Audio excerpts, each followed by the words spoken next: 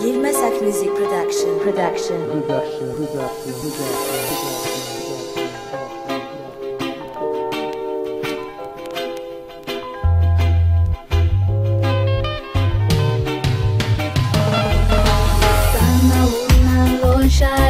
La fitiavana tuka kuanao Tenu dino sitave E fagnala e mite ciawanati qua Fiti, e tsika tena fity Adala fiory e faty Enao ny alelety Enao lo mila lovy Za kosa mila miaty Enao mila fiadanana Za kosa mbola mitaty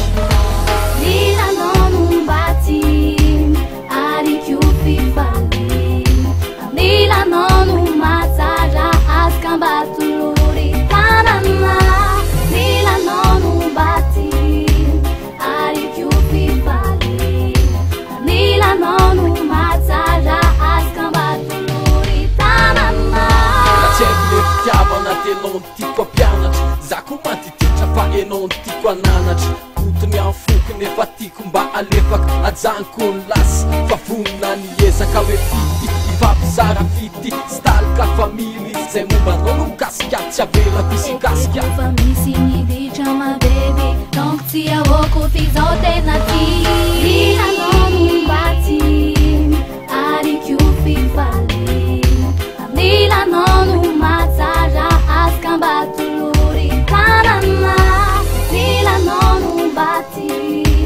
Ari chiù fifali Lila non mazzaja Ascambato luri tanana Zalo zao mantany Enao ko veto izany Tena fitiavana marina sa anolo ka fanoany Za sy anao no nay Tia tsika leo nay Tia tsy vitany hoe za ihany Na ko enao ihany Lecam le ciucero de zaia Lovita faccia de zaia Lecam le ciucero de zaia